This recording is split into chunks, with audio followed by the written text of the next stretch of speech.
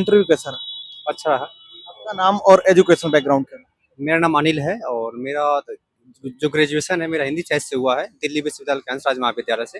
तत्पश्चात मेरा जो प्रश्नातक है जवाहरलाल नेहरू विश्वविद्यालय से हुआ, जेएनयू से। वर्तमान में पीएचडी भी वहीं से कर रहा हूँ। तो यूपीएससी की तैयारी आपने कब से स्टार्ट की? कितना अटेम्प्ट हो गया? तैयारी तो मैं 2021 से स्टार्ट कर दिया था, लेकिन जो मुख्य तौर पर जो सीरियस तैयारी किया वो 2022 के बाद शुरू किया।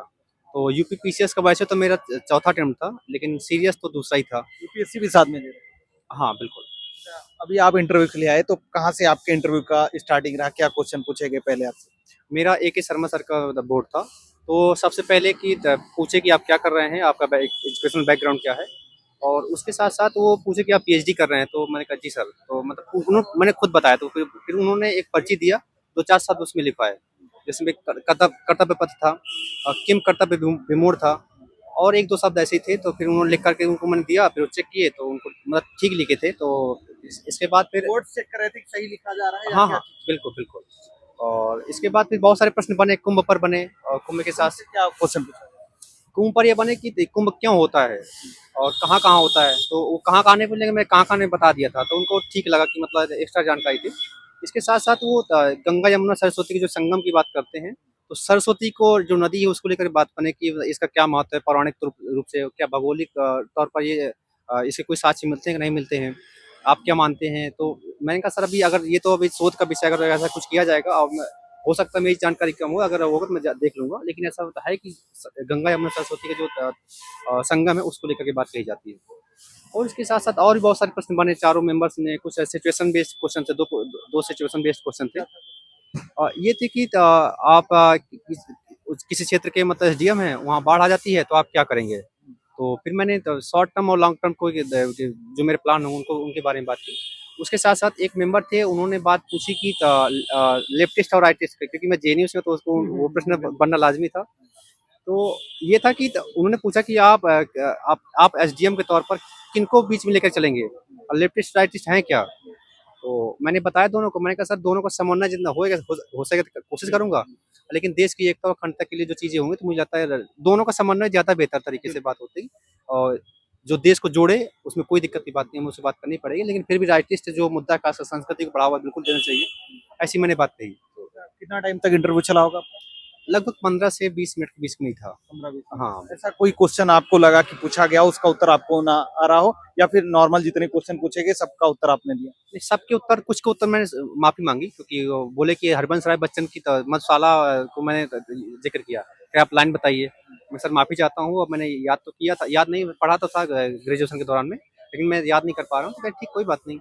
और इसके साथ साथ वो सुमित्रानंद पंत को लेकर प्रश्न पूछे गए, कौन कौन थे, राष्ट्र कवि किसको कहा जाता है उसके बारे में बात पूछी गई, कहाँ से थे वो भी पूछा गया।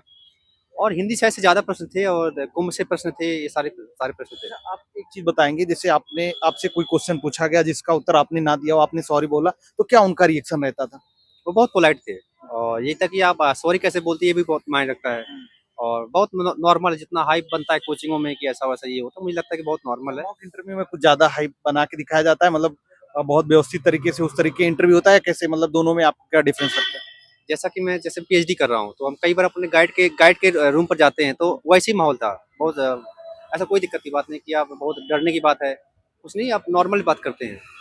कुछ भी ऐसा नहीं, मुझे लगता है कि कोचिंग में जब फीडबैक मिलते हैं, ठीक है, फीडबैक का तो ठीक है, लेकिन ज़्यादा एंटी होने की जरूरत नहीं है कि मुझे मुझे ये नहीं आ रहा, वो नहीं आ रहा। आप स्टूडेंट हैं, ऐसे ही आपको ट्रीट किया जाता है। मॉक इंटरव्यू का आपको लगता है कि फायदा मिलता है अगर आप मॉक इंटरव्यू देने जाते हैं, और कितना मॉक इंटरव्यू देना सही रहता है, मतलब 4-5 जगह या एक आध दे दें? मुझे लगता है कि अगर आपने पहले कोई प्रैक्टिस नहीं की है तो मॉक इंटरव्यू को बिल्कुल फायदा मिलता है और देना चाहिए। और 5 से 6 मॉक इंटरव्यू सफिशिएंट है। जैसे मैं 7 इंटरव्यू देकर के आया था मॉक इंटरव्यू, जिसमें 6 ऑफलाइन थे, 1 ऑनलाइन था।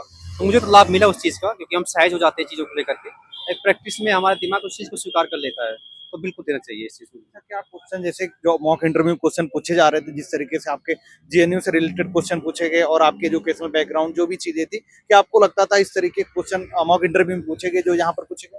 और बिल्कुल जेएनयू, हर एक मॉक इंटरव्यू में मेरे से प्रश्न पूछे गए जेएनयू को लेकर के। यहाँ भी बना वो मतलब लेफ्टिस्ट और राइटिस्ट का ही एक ही प्रश्न बना, उसको ही वो बार बार घुमा रहे थे कि आप कहाँ क्या करेंगे, कैसे करेंगे। और उसके साथ साथ जो खासकर जो प्रश्न बने आउट ऑफ द बॉक्स बने, कि प्रयागराज को लेकर के बने, प्रयागराज के मतलब 4 कवियों के, उत्तर प्रदेश के 4 जितने प्रसिद्ध कवि उनके नाम बताइए।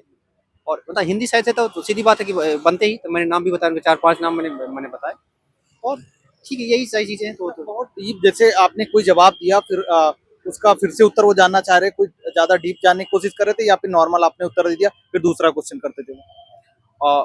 नॉर्मली अगर आपको नहीं आ रहा, आप माफ़ी माँग लेते हैं। जैसे तो उन्होंने बोला कि श्रुति और ऐसे श्रुति और ऐसे कुछ एक प्रश्न पूछा उन्होंने, तो मैंने कहा सर माफ़ी चाहता हूँ, एग्जैक्ट मैं बता सकता हूँ लेकिन एग्जैक्ट नहीं पता, तो मैं नहीं बता सकता। तो कहा ठीक कोई बात नहीं, इट्स ओके, फिर आगे बढ़ गए वो। तो बहुत ही मतलब पोलाइट है, कोई दिक्कत की बात नहीं है। मीडियम आपका क्या रहा? मेरा हिंदी है और मतलब शुरू से मैं तो पूरा हिंदी मीडियम है।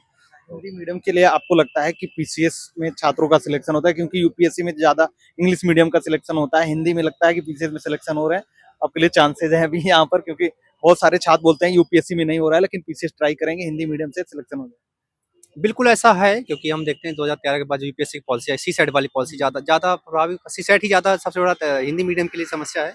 और मुझे लगता है कि सीसेट के बाद आगे ज़्यादा समस्या की बात नहीं है। खासकर जो ग्रामीण क्षेत्र से बच्चे आते हैं तो उनके लिए खासकर मेंस, यूपीएससी के मेंस में जो इंग्लिश का पेपर है वो भी कई बार मतलब समस्यादेह होता है। तो पीसीएस ज़्यादा खासकर हिंदी मीडियम के लिए ज़्यादा प्रभावी है, और उसमें सिलेक्शन भी होते हैं, हम रेशियो भी देखते हैं।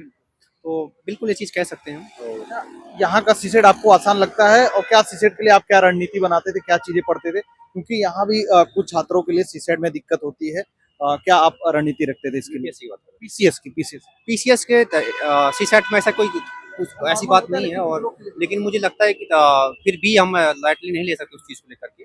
अगर हम उस चीज़ को बेहतर तरीके से समझेंगे, उसको पीवाईक्यूज़ देखेंगे, और पीवाईक्यू के साथ-साथ जो कुछ सेगमेंट जहाँ ज़्यादा प्रश्न आ रहे हैं उनको सॉल्व करें तो आसानी से किया जा सकता है। कुछ चिंता की बात नहीं है इस चीज़ को लेकर के। यूपीएससी में अगर अलग बात होती है, पीसीएस अलग बात हो जाती है। तो अवेयर रहेंगे तो मुझे लगता है आसानी से किया जा सकता है। कोई भी चीज़ की जा सकती है, ऐसे कोई दिक्कत नहीं। आप तैयारी के दौरान आपने नोट्स बनाया था प्रीलिम्स और मेंस का? बिल्कुल, बिना हर चीज़ के नोट्स है मेरा। अलग अलग दोनों का बनाया था? और कुछ के तो साथ हैं, जैसे जो जीएस जो हम प्रीलिम्स से पढ़ते हैं तो उसके तो कुछ के नोट्स नहीं बने अलग से, लेकिन बाकी के तो साथ ही साथ चलते हैं। तो आपका सजेशन रहेगा क्या चीजें नोट्स में इंक्लूड करनी चाहिए, किन चीजों का ध्यान रखना चाहिए, और क्या चीजें नहीं, मतलब एक्स्ट्रा चीजें होती हैं उनको नहीं अपने नोट्स में इंक्लूड करना चाहिए? एक्स्ट्रा चीज़ है कि जो हमारे पास पीवाईक्यू जो सिलेबस का सबसे बड़ा रामबाण वही है। हम अगर बात बोलें, अगर आपके पास पीवाईक्यू की समझ अच्छी है और सिलेबस अच्छा है, और सिलेबस के नोट्स बन गए हैं, आप करंट से जोड़ पा रहे हैं और कुछ नवाचार कर पाए हैं, क्योंकि आपको मेंस में अगर एज लें तो नवाचार के बिना आप एज नहीं ले सकते हैं। ये करेंगे तो बेहतर तरीके से हो सकता है, और मैंने तो किया है, मुझे तो लाभ मिला इस चीज़ का। मेरा पहला मेंस पहला इंटरव्यू कॉल है ये। तो करंट अफेयर के लिए क्या सोर्स आप रखते थे? करंट अफेयर्स सबसे पहले तो मैं 2 न्यूज़पेपर पढ़ता हूँ, द हिंदू है और जनसत्ता है। और इसके साथ-साथ जो विज़न की मैगज़ीन आती है उसको मैं प्रेफ़र करता हूँ। और बाकी बहुत सारे आजकल तो ऑनलाइन का जो ज़माना था, हर जगह बहुत हर कुछ चीज़ कहीं से भी मिल जाती है, तो उस चीज़ को मैं प्रेफ़र करता हूँ। डेली और मंथली दोनों आप फॉलो करते हैं? एग्जाम टाइम में भी आप करंट अफेयर जो ईयरली आती है वो भी पढ़ते हैं आप? ईयरली पीसीएस के लिए तो ई-दृष्टि आती है, उसको मैंने यूज़ किया था, तो मुझे तो हेल्प हेल्प मिला था उससे। और मंथली तो पीसीएस के लिए तो नहीं पढ़ते हैं, लेकिन उसका यूपीएससी के लिए सब पढ़ते हैं, तो वो ज़रूर काम में आता है कुछ चीज़ें, तो वो चीज़।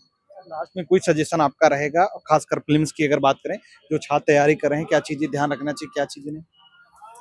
पहली बात ये कि मुझे लगता है पीवाईक्यूज़ सबसे सब चीज़, मतलब पीवाईक्यूज़ अगर अच्छे से आप सॉल्व कर लेते हैं तो आपको बिना किसी कोचिंग के जो टेस्ट आती है उनमें ज़्यादा भगने की ज़रूरत नहीं है। और उसके साथ-साथ अगर पीवाईक्यू से प्रश्न जहाँ से बन रहे हैं, अगर वो आपने देख लिया है, एक साइंटिफिक तरीके से देखेंगे, तो मुझे लगता है बड़ी आसानी से आप उस एग्ज़ाम पैटर्न को पकड़ पाएँगे। जब एग्ज़ाम पैटर्न पकड़ लें तो मुझे लगता है कि आसानी से हो सकता है। क्योंकि कुछ ही लोगों का होता है, बहुत सारी चीज़ें होती हैं, तो आप अच्छे से करेंगे तो हो सकता है। और लगे रहें, और टाइम बाउंड में, मतलब टाइम बाउंड के साथ लगे रहें। ऐसा नहीं कि मतलब ठीक है ये भी चल रहा है, वो भी चल रहा है, तो कम से कम 2 साल, 1.5 से 2 साल अच्छे से तैयारी कर लें, तो मुझे कहीं भी कर सकते हैं, कोई दिक्कत नहीं, हो सकता है आसानी से। बहुत बहुत धन्यवाद। Thank you.